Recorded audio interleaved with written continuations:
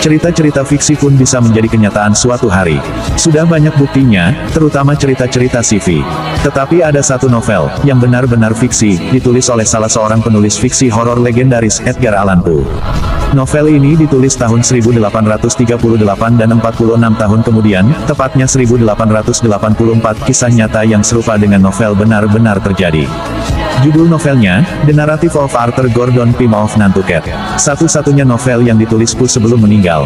Meninggalnya Poe sama seperti kisah-kisah yang ditulisnya, sangat misterius.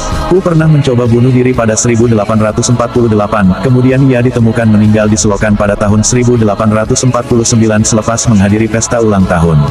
Novel karya Edgar Allan Poe itu menceritakan tentang seorang tokoh bernama Richard Parker bersama 3 orang lainnya yang berhasil selamat dari kerusuhan yang terjadi selama perjalanan dengan kapal.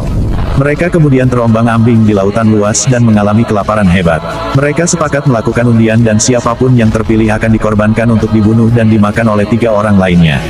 Satu orang yang dikorbankan itu adalah Richard Parker. Entah kebetulan atau tidak, 46 tahun kemudian, kisah yang benar-benar mirip dengan itu benar-benar terjadi. Tahun 1884 sebuah kapal berlayar dari pelabuhan Southampton menuju Australia. Di tengah pelayaran, terjadi amukan badai dahsyat yang pada akhirnya menenggelamkan kapal. 4 orang berhasil selamat dengan menggunakan sekoci. Di tengah laut lepas, mereka mengalami kelaparan dahsyat. Seorang remaja di antara mereka mencoba minum air laut dan kemudian pingsan. Melihat si remaja pingsan, mereka bertiga yang awalnya ingin mengadakan undian untuk memilih siapa yang dikorbankan, sepakat untuk mengorbankan si pemuda. Lalu mereka pun melakukannya, tubuh pemuda tersebut dimakan untuk bertahan hidup. Tahukah kalian siapa nama pemuda yang dikorbankan itu?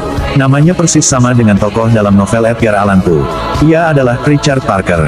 Aneh tapi nyata, bagaimana bisa seseorang yang menciptakan sebuah cerita dan mengklaim bahwa ceritanya itu diangkat dari kisah nyata tapi kejadiannya terjadi 46 tahun kemudian.